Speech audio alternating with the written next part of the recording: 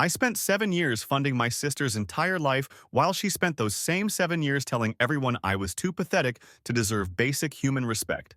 And yeah, I kept every single receipt. Let me start with the numbers because they matter. Wedding in 2018 cost me $43,000. House deposit in 2020 was $75,000. IVF treatments over 18 months ran about $32,000 total. Private school fees for both kids have been running me about $28,000 per year for the past 3 years. I'm not counting the smaller stuff like the car repairs, the emergency dental work for my brother-in-law Fernando, or the times I covered their mortgage when money got tight. We're talking close to $300,000 over 7 years. My sister Natasha is 5 years younger than me. I'm 38, work in software development, make good money. I've never been married, don't have kids, live alone in a condo I bought outright. I'm not what you'd call a social butterfly. I go to work, I go to the gym, I read. I game online with friends in different time zones. I visit my parents on Sundays. That's pretty much it. I'm fine with my life. I was fine with my life, but apparently being single and introverted means you're fair game for constant mockery from people whose bills you're paying. Who knew? It started small. The first family dinner after I paid for Natasha's wedding, my mom made some comment about how at least I was putting my money to good use since I wasn't spending it on a wife or kids. Everyone laughed. I didn't think much of it. Then at Thanksgiving that same year, Fernando joked that I was like an ATM in human form, just standing there waiting to dispense cash. More laughs. My dad actually said that was pretty funny. By the time I'd helped with the house deposit, the jokes were constant. Every single family gathering, birthday parties for my nieces, Erica and Colleen, Christmas dinners, random Sunday lunches, Natasha would tell stories about her life and then add these little digs. She'd talk about their weekend plans and then say something like, "Oh, but Earl wouldn't understand. He just works and sits at home. He doesn't actually do anything interesting." Fernando would chime in with his lonely ATM bit, which apparently never got old for him. He'd say it at least twice per gathering and people would crack up every single time like it was the height of comedy. Here's what really got me. I'd hand Natasha a check for $12,000 for IVF treatment, and she'd hug me and cry and say I was saving their family. Then, 3 days later at a family barbecue, she'd tell everyone I had no life, that giving money was literally the only thing I was good for because I was too boring to have actual relationships. And everyone would nod along like, yeah, that makes sense, poor Earl. So unlovable, but hey, at least he's loaded. My parents never shut it down. Not once. When I paid for Erica and Colleen's private school enrollment, my mom actually said to me in front of everyone that it was nice I could contribute to the family this way since I'd never be contributing grandchildren. My dad laughed and said something about how my money was more useful than I'd ever be in any other capacity. They thought this was bonding. This was how they showed affection, apparently. The worst part? Natasha's mother-in-law Levi got in on it too. This woman whose son I was financially supporting because he couldn't hold down a job for more than 2 years at a time. She'd come to family events and make comments about how no woman would ever want to marry a man as dull as me, but at least I was generous with my money. She said this at my niece's 5th birthday party, while I was handing over a check for 4 months of mortgage payments because Fernando had been laid off again. I want to be clear about something.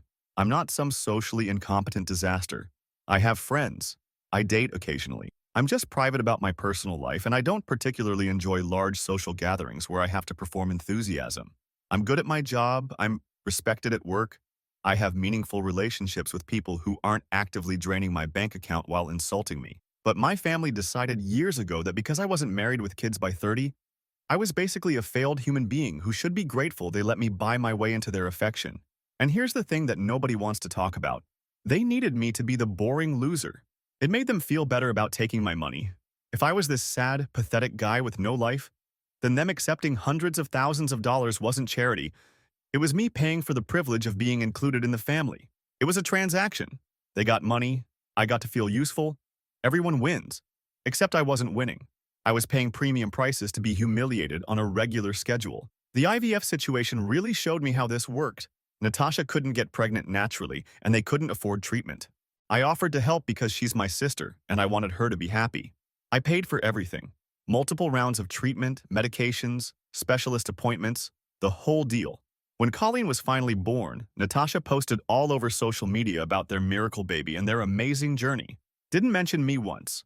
Not one single acknowledgement that the journey was funded entirely by her boring brother. But at the family celebration dinner for Colleen's arrival, Fernando stood up and made a toast. He thanked me for being their family ATM and said maybe now that I'd helped create life, I'd feel less empty inside. People applauded.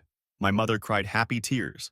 I sat there holding my niece while her father called me an empty shell of a human being, and everyone thought it was touching. I started keeping detailed records after that. Every transaction, every insult, every public humiliation. I had a folder on my computer with dates, amounts, receipts, and notes about what was said at which event. I'm in software development. I know how to organize data. I started recording family dinners on my phone too, just audio. Nothing obvious. Just sitting there with my phone on the table picking up every weird Uncle Moneybags joke, every comment about how I was too unlovable for a relationship, every time my parents agreed that at least my money was useful. And I kept paying. Because I was angry, yeah. But I was also waiting. I knew this couldn't last forever. Fernando had lost 3 jobs in 6 years. Their spending was completely out of control. They'd gotten used to a lifestyle they couldn't actually afford without me, and eventually that was going to catch up with them. I just had to be patient. 3 weeks ago, Fernando got fired again. Some conflict with management, he said. Always someone else's fault. They'd already been leaning on me more heavily the past few months because Fernando wasn't getting the commissions he expected. I'd covered 2 mortgage payments since August, plus some credit card bills they claimed were emergencies. So when Fernando lost his job, they had maybe 6 weeks of expenses saved. Maybe. Natasha called me 4 days after he got fired. She was crying, saying they were going to lose everything, asking if I could help them through this rough patch, just until Fernando found something new. She promised they'd pay me back this time. She promised things would be different. She said the girls were asking why Uncle Earl hadn't visited lately and maybe I could come over this weekend and they could make me dinner and we could talk about everything. I told her I'd think about it. I told her I needed to review my finances and see what I could do. I was calm. I was polite. I let her believe I was considering it. Then I spent the entire weekend organizing my folder, printing documents, making copies, putting together a comprehensive record of 7 years of financial support paired with 7 years of systematic humiliation. Some of you are probably thinking I should have just said no and walked away, cut them off and moved on with my life. But that's not revenge. That's just stopping the bleeding. I didn't want to stop being their ATM. I wanted them to understand exactly what they'd lost. I wanted them to face the consequences of treating family like an unlimited checking account, with feelings they could ignore. The folder is ready. It's sitting on my desk at home right now.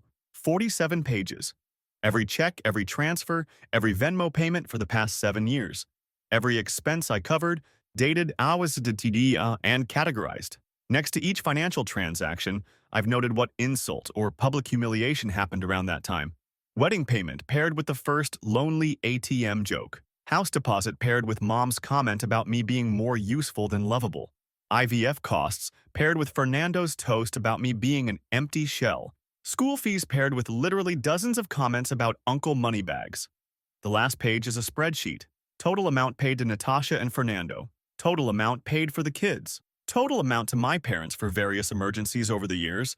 The grand total at the bottom makes me feel physically sick, but it also makes me feel vindicated because they threw away a relationship with someone who gave them $300,000 so they could make jokes at family dinners.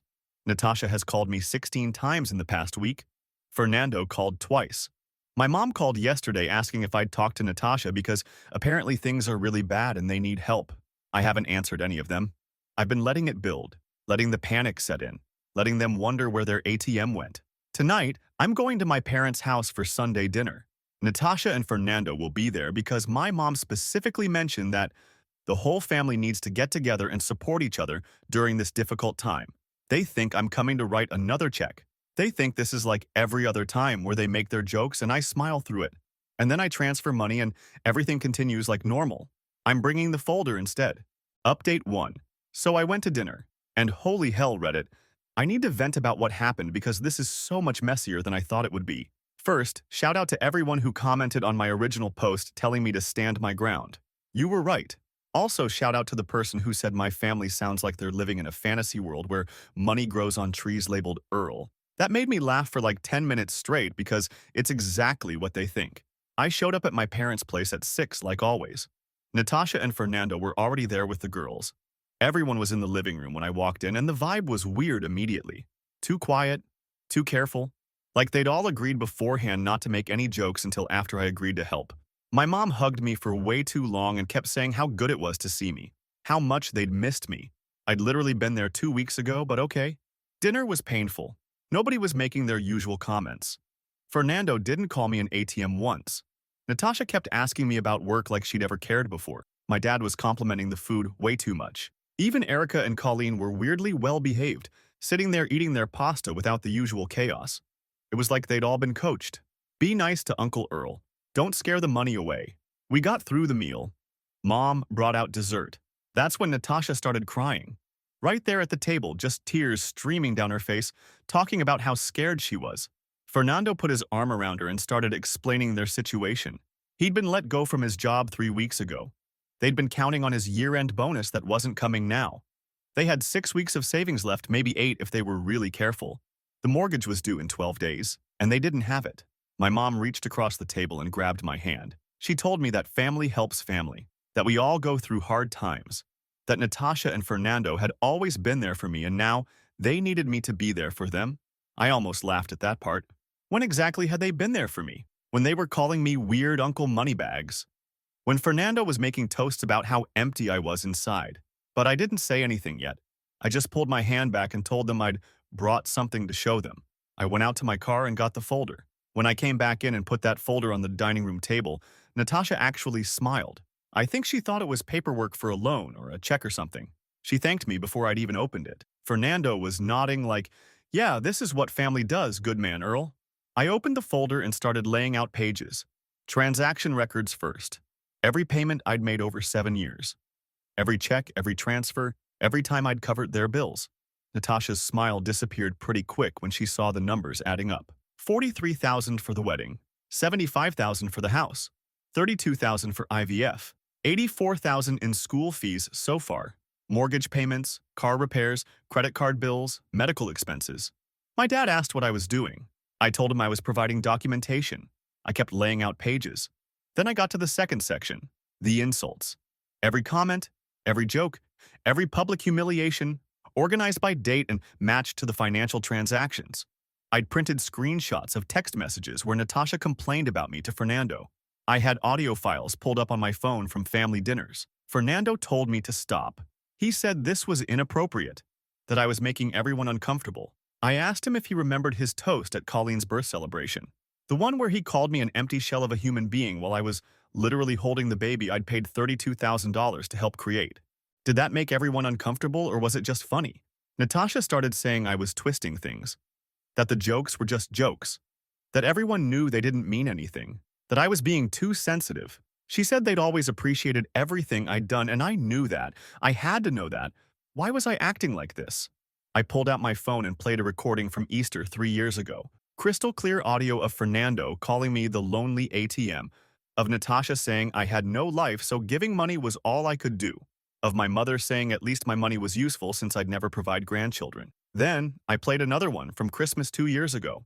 Then, another from Erica's 6th birthday party last year. My mom was crying now.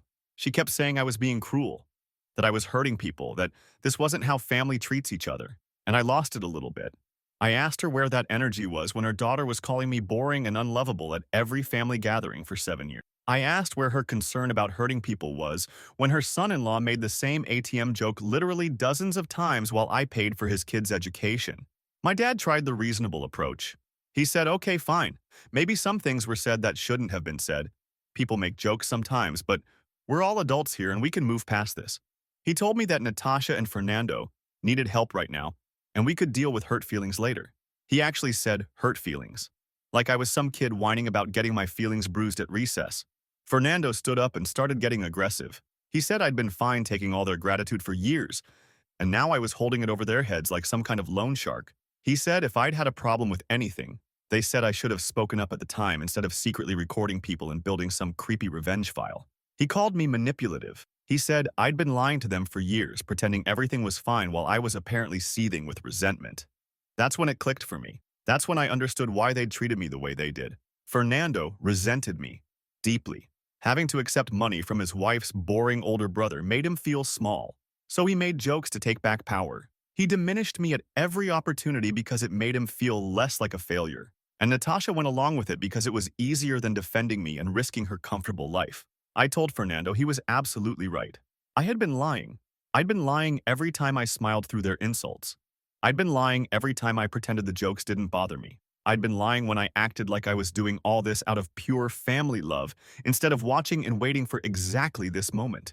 Natasha completely freaked out. She started yelling about how I'd been planning this, how I'd been setting them up. How could I be so calculated and cold? She said a real brother wouldn't keep score like this. A real brother would help family without expecting anything back. She was shaking and crying and saying, I'd changed. I wasn't the person she thought I was.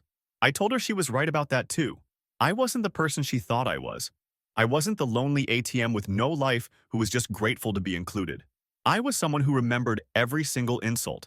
I was someone who'd spent 7 years building a comprehensive record of exactly how they'd treated me. And I was someone who was done. My mom begged me to calm down.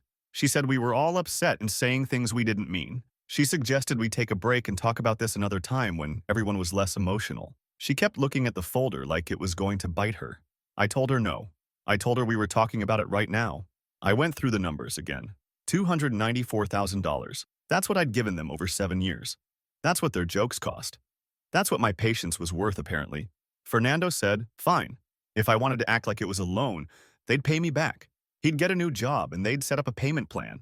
They'd pay me every cent if that's what I needed to stop being vindictive. Natasha jumped on that, saying yes, absolutely. They'd pay me back with interest whatever I wanted, just please help them through this crisis first.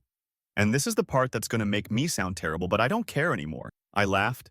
I actually laughed in their faces because the idea that they could pay back $300,000 was absurd. Fernando couldn't hold a job for 2 years straight. Natasha hadn't worked since Erica was born 8 years ago. They were about to lose their house over one mortgage payment. I told them there was no payment plan. There was no loan. Every dollar I gave them was a gift given freely to people I thought were my family. But gifts can stop. And mine just did. Natasha grabbed my arm. She was desperate now, saying the girls would lose their school. They'd lose the house. Everything would fall apart. She said I couldn't do this to her kids, that Erica and Colleen didn't deserve to suffer because of adult conflicts. She pulled out her phone and showed me pictures of the girls' rooms, their school artwork, like that was going to change my mind. I told her she should have thought about the girls before spending 7 years teaching them that Uncle Earl was weird Uncle Moneybags who existed to be mocked and used. I told her Erica was already learning that behavior. Just last month at a family barbecue, Erica had asked me why I didn't have a girlfriend, and before I could answer, she said, "Oh, right, because you're boring, like Mommy says." My dad slammed his hand on the table. He said I was being petty and vindictive and acting like a child. He said, yes. Okay, maybe some jokes went too far, but that's what families do. They tease each other. And I was blowing everything out of proportion. He told me to man up and stop being so sensitive. He actually said, man up to me while asking me for money. That's when things got really ugly. Fernando started yelling about how I'd always thought I was better than them, how I'd used my money to make them feel inferior, how I'd held my success over their heads and made them grovel. Natasha was screaming that I was punishing her children for mistakes she made. My mom was crying and begging everyone to stop fighting. I gathered up my folder while they were all yelling. I told them they had 47 pages of documentation showing exactly who thought they were better than who. I told them I'd spent 7 years being told I was unlovable, boring, empty, and pathetic by people whose lives I was funding. And I told them they were on their own now. Natasha followed me to the door, still crying and begging. She said she was sorry. She said she'd never make another joke. She said she'd tell everyone how wonderful I was. She said she'd make Fernando apologize to me every single day. She said whatever I wanted, whatever would make this right, just please don't do this. I left. I drove home and blocked all their numbers. Every single one of them. Natasha, Fernando, my parents, even Fernando's mom, Levi, who'd probably heard by now and would want to add her 2 cents. But here's the problem, and this is where I need advice. I thought blocking them would give me peace. I thought I'd feel satisfied and vindicated and free. Instead, I'm sitting here 3 days later and I'm getting texts from numbers I don't recognize. Natasha is using other people's phones. She had her friend text me yesterday. She had Fernando's coworker text me this morning. Random numbers sending me messages about how I need to talk to my sister, how family is important, how I'm making a mistake. And my parents showed up at my condo last night. They stood outside my door for 20 minutes, knocking and calling through it. My dad was saying I was being unreasonable. My mom was crying about how I was tearing the family apart. They finally left when I told them through the door that I'd call the police if they didn't go. The thing is, I don't feel good about any of this. I feel angry. I'm angrier now than I was before, because they're still not getting it. They're still acting like I'm the problem. Like if I'd just get over my hurt feelings and write another check, everything would go back to normal. They're not sorry about what they did. They're sorry they got caught. They're sorry their ATM turned off. Fernando sent an email to my work address this morning. My work address. Talking about how I was abandoning my family in their time of need. How he'd always respected me even when we disagreed. How he hoped I'd reconsider for the sake of my nieces who loved me. I forwarded it to HR as harassment. I don't know what I expected. Maybe I thought they'd realize how badly they'd treated me and actually apologize. Maybe I thought there'd be some moment of clarity where they understood what they'd lost. But they don't care about losing me. They care about losing my money. And now I'm wondering if I should have done this differently. If I should have just quietly cut them off without the confrontation. If showing them the folder just made everything worse. Because now they're panicking and desperate, and I'm getting harassed from every angle, and I still don't have what I actually wanted, which was for them to see me as a person instead of a bank account. What do I do now? Update 2. Okay, so the harassment got nuclear, and I had to take actual legal steps. Also, my extended family is now involved, and it's a complete disaster. Buckle up because this got so much worse. To everyone who commented that I needed to stand firm and not cave, thank you. To the person who said my family would escalate before they accepted reality, you were absolutely right and I should have listened harder. It's been 2 weeks since the dinner confrontation. I've kept every number blocked. I changed my work email settings to auto-delete anything from Fernando. I told building security at my condo not to let my parents up. I thought I was being proactive and protecting myself. Turns out I wasn't thinking big enough about how desperate they'd get. Last Monday, I got a call at work from Erica and Colleen's school. The main office administrator wanted to confirm that I was discontinuing tuition payments for the spring semester. I asked what she was talking about. She said my sister had come in that morning and explained that, due to family circumstances, I wouldn't be covering tuition anymore, and they needed to discuss payment arrangements.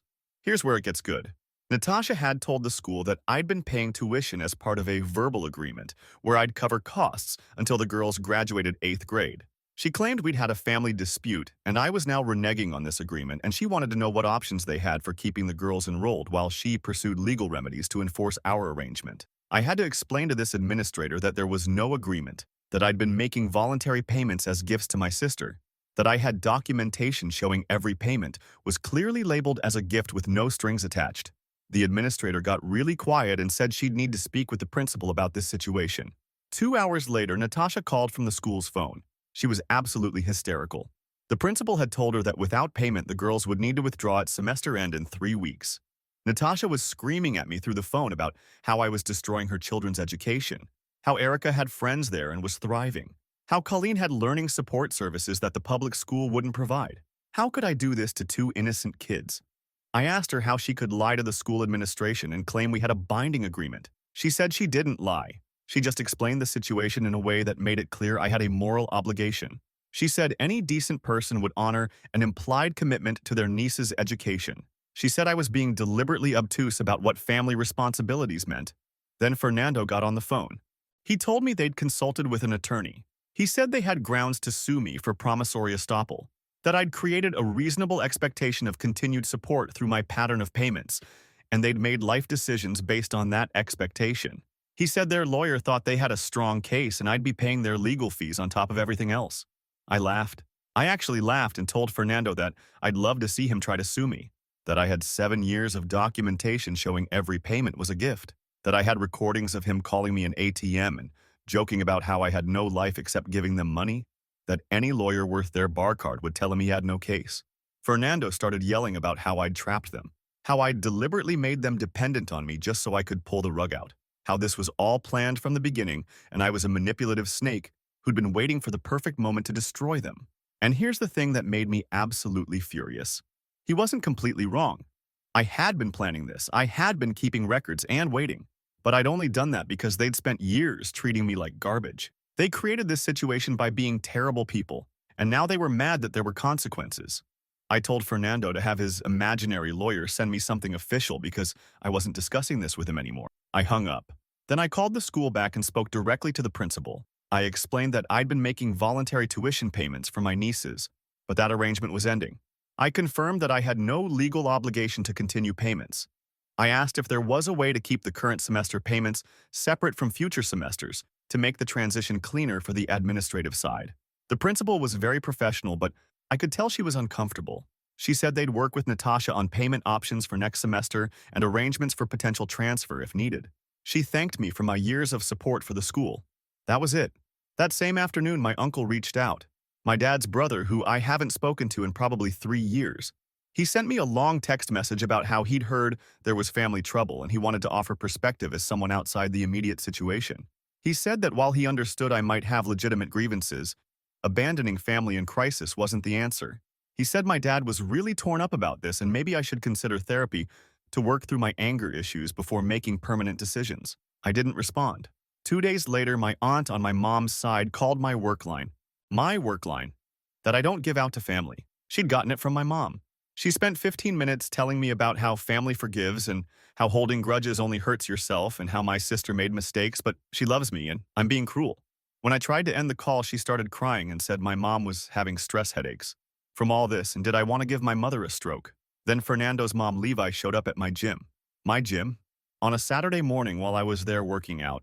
She cornered me by the weights and started this whole speech about how she'd always thought I was such a good man, and she was disappointed to see me acting this way. She said Fernando was depressed and barely eating. She said the girls were confused and asking questions. She said I had a responsibility to those children that went beyond whatever petty disagreements I had with the adults. I asked her if she remembered making jokes about how no woman would want me at family gatherings. She looked confused. I asked if she recalled telling people at Colleen's birthday party that I paid for things because I was too boring to have any other value to offer. Her face went red and she started saying those were just little comments, nothing serious. I was being oversensitive. I told her that I'd financially supported her son for years while she made those little comments. I told her that her son hadn't held a stable job in 6 years and I'd covered the shortfall, and her response had been to mock me publicly. I told her she had some nerve showing up at my gym to lecture me about responsibility. She got nasty then. Started saying I'd always been weird and standoffish, that I'd never really fit in with the family, that they'd tried to include me and make me feel welcome, and this was how I repaid their kindness. That Fernando had told her about the creepy folder I'd made, and she thought I needed professional help. I told her to leave. She refused. She started getting louder and talking about how I was destroying her grandchildren's lives over nothing. The gym manager had to come over and ask her to leave. She made a huge scene, yelling about how I was turning everyone against my own family, how I'd regret this someday when I was old and alone. That was Saturday. On Sunday, my parents showed up at my condo building again. This time, they brought Natasha and the girls. They stood outside the main entrance where the security cameras could see them, and they had Erica and Colleen holding handwritten signs. The signs said things like, "We love Uncle Earl, and please don't be mad at Mommy and family forgives." They stood there for over an hour.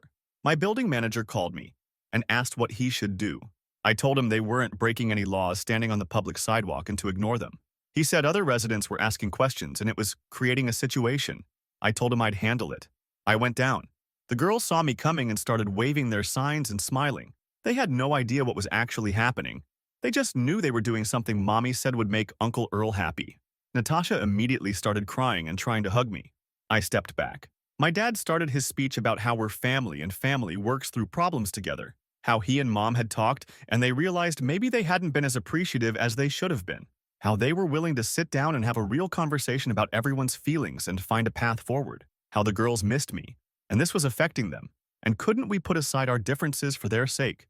I looked at Erica and Colleen holding those signs and I felt absolutely nothing.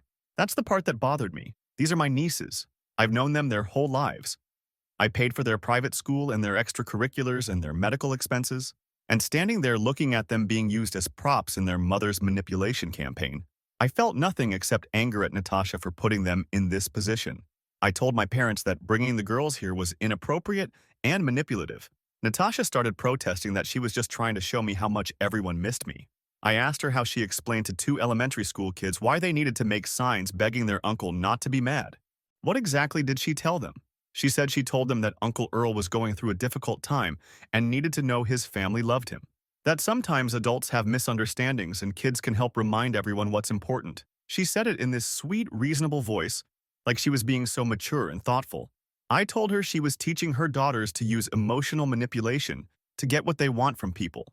That she was showing them that when someone sets boundaries, you ignore those boundaries and keep pushing until you get your way. That she was raising them to be exactly like her. My mom gasped like I'd said something unforgivable. My dad told me I was out of line. Natasha grabbed the girls and pulled them back like I was going to hurt them. She started saying I'd changed. I'd become someone she didn't recognize. This wasn't the brother she grew up with. I told her she was right. The brother she grew up with would have kept writing checks and smiling through her insults forever. The brother she grew up with was a doormat who let his family walk all over him as long as they occasionally pretended to appreciate his money. That guy was gone. Fernando showed up then. He'd been parking the car. He saw me talking to Natasha and immediately got aggressive, started walking toward me with this whole tough guy act, asking if I was threatening his wife. I told him to get control of himself. He said I needed to stop hiding behind lawyers and building security and face him like a man. My building manager came out at that point and told everyone they needed to leave. Fernando started arguing with him. My dad tried to calm Fernando down. Natasha was crying and holding the girls who were starting to look scared. My mom was yelling at me, asking how I could let things get this ugly. I went back inside. I watched from my window as they eventually left. Fernando had to be practically dragged away by my dad. The girls were crying. Natasha kept looking back at the building like I might change my mind and come back out. I filed for a restraining order the next day, against all four of them, Natasha, Fernando, and both my parents. My lawyer said I had enough documentation of harassment and the incident, with the girls being used to ambush me at my home. The hearing is scheduled for next week. But here's where I need advice again because things are spiraling in ways I didn't anticipate. Natasha's friend reached out to me on social media. She said Natasha is having panic attacks and not sleeping, that their house payment is now officially late, and the bank has started foreclosure proceedings, that Fernando has been applying for jobs constantly but hasn't gotten any offers, that the girls are acting out at school because they know something's wrong at home. Part of me thinks good. They should be panicking. They should be facing consequences. They should understand what they lost. But another part of me is starting to realize that this isn't going to end the way I thought it would. They're not going to have some moment of clarity where they understand what they did wrong and genuinely apologize. They're just going to keep getting more desperate and more aggressive and drag more people into this mess. My extended family is choosing sides. Some of them think I'm completely justified. Others think I'm being vindictive and cruel. There are group chats I'm not part of where apparently everyone is debating whether I'm the hero or the villain of this situation. And the girls are definitely suffering now. That's the part I can't ignore.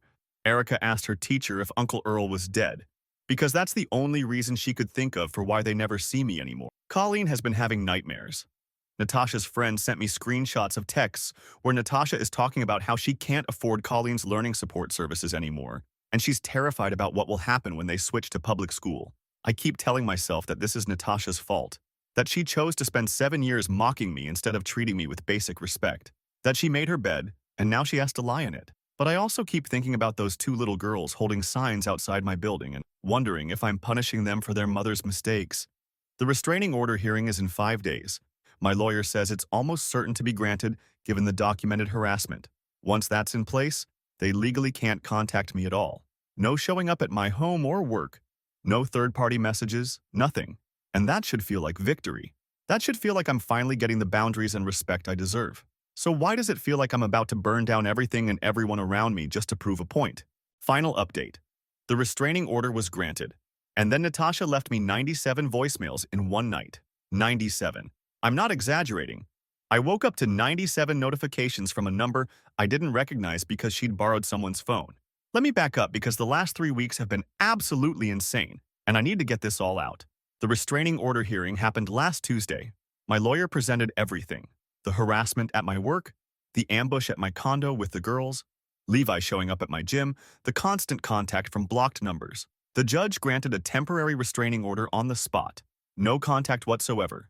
None of them can come within 500 feet of my home or workplace. Natasha and Fernando showed up to the hearing with their own lawyer. Some guy Fernando's mom apparently paid for. Their argument was that I was using the legal system to avoid family obligations and that the restraining order was retaliatory because they'd threatened to sue me. Their lawyer tried to paint me as vindictive and emotionally unstable. My lawyer played the audio recordings. Right there in court, Fernando calling me the lonely ATM. Natasha saying I had no life. My mother saying at least my money was useful since I was unlovable. The judge's expression changed real fast. She asked Natasha's lawyer if he'd heard these recordings before representing them. He admitted he hadn't. The judge asked Natasha directly if those were accurate recordings of family gatherings. Natasha tried to explain that they were jokes taken out of context. The judge asked what context made it appropriate to repeatedly mock someone's personal life while accepting hundreds of thousands of dollars from them. Natasha started crying and saying she never meant to hurt me, and I was her brother, and she loved me. The judge wasn't having it. She said the pattern of behavior showed clear harassment and granted the restraining order for 6 months with a review hearing after that. She told Natasha and Fernando that any contact whatsoever would result in immediate legal consequences.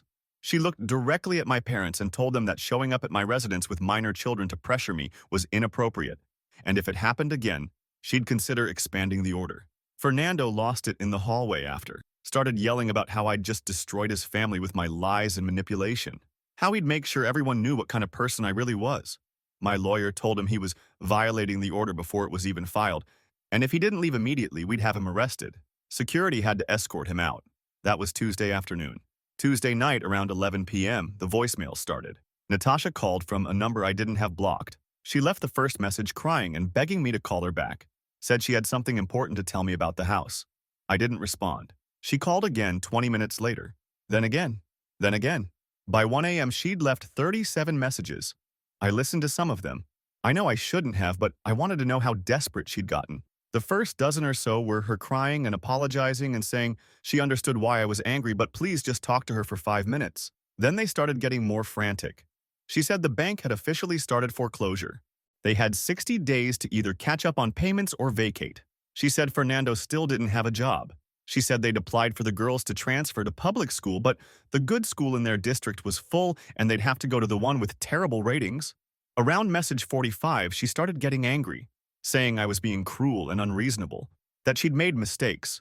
But I was punishing her children for those mistakes, that the girls were going to lose their home and their school and their stability, and that would be on me, that I could help, and I was choosing not to, and what kind of person does that make me? By message 60, she was bargaining. She said she'd do anything I wanted. She'd publicly apologize to everyone we know. She'd tell the whole family exactly what she'd done wrong. She'd make Fernando get on his knees and beg if that's what I needed.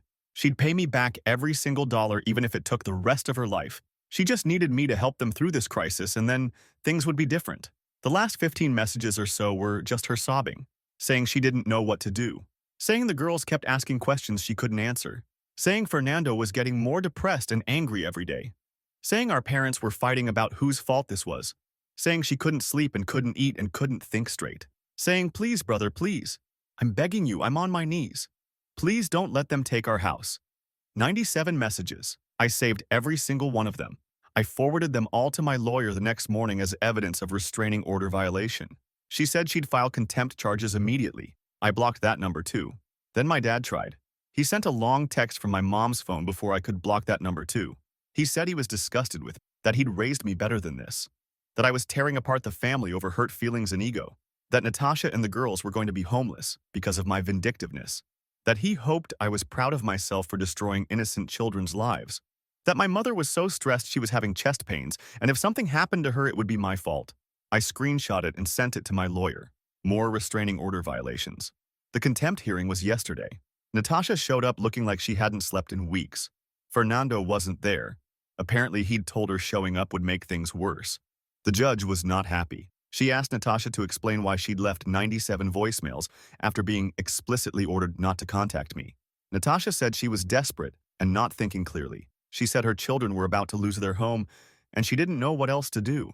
She said she was wrong to contact me, but she was in crisis, and I was her only option. And she thought if she could just make me understand how bad things were, I might reconsider. The judge asked if she understood that the restraining order existed because of a pattern of harassment. Natasha said yes, but this was different because it was an emergency. The judge said emergencies don't override court orders. She found Natasha in contempt and issued a fine of $1,500.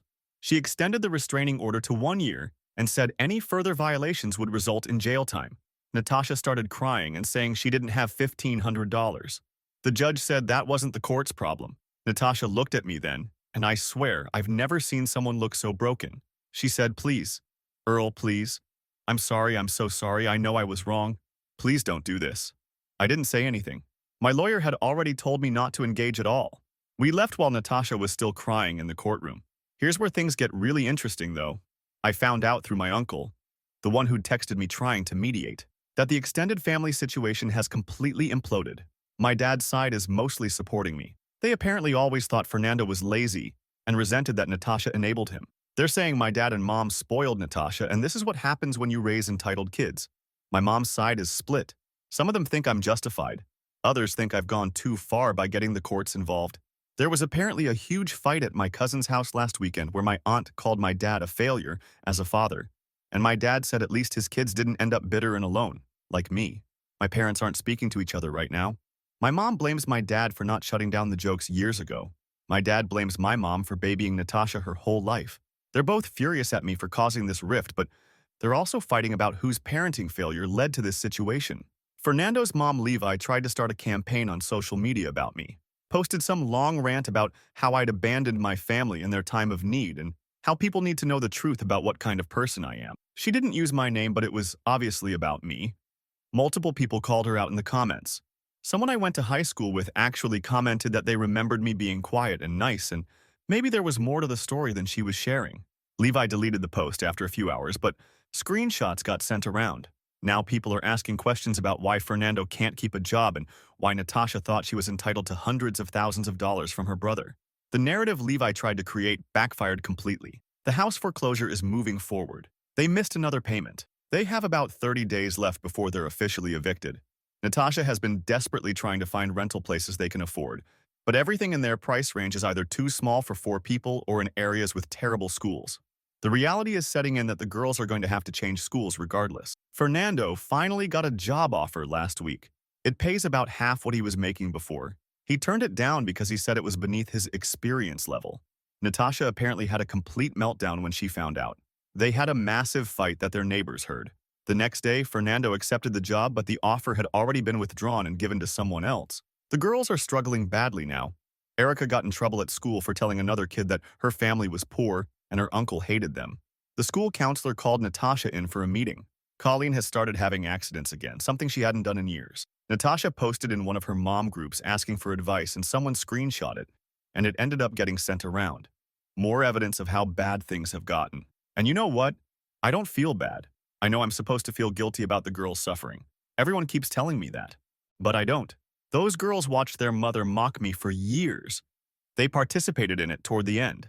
They learned from Natasha that it's okay to treat people badly as long as you need something from them. Maybe this will teach them something different. My parents sent one final message through my uncle before the extended restraining order took effect. They said they were ashamed of me, that they'd clearly failed as parents if I could be this cold to my own family, that they hoped someday I'd realize what I'd done, and by then it would be too late to fix it, that they were washing their hands of me. I had my lawyer send them a formal letter in response. It outlined every gift I'd given over 7 years, every payment, every expense I'd covered. It included selected quotes from the audio recordings. It ended with a statement that I considered all family relationships permanently severed and any further contact attempts would result in additional legal action. I haven't heard from them since. Last week I ran into Fernando at the grocery store. Pure coincidence. He was on the other side of the parking lot. He saw me and just stood there staring. I could see him debating whether to approach me. He took a few steps in my direction, and I pulled out my phone and held it up where he could see it. He stopped. He stood there for a long moment, and then got in his car and left. He looked terrible, like he'd aged 10 years in a month. Good. Someone asked me in the comments on my last post if I thought this was worth it, if destroying my family relationships was worth proving a point. Here's my answer. I didn't destroy anything. They did. They destroyed it 7 years ago when they decided my money was valuable, but I wasn't. They destroyed it every single time they made me the punchline of their jokes while depositing my checks.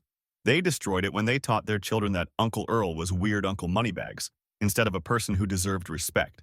All I did was stop pretending. I stopped pretending the jokes didn't hurt.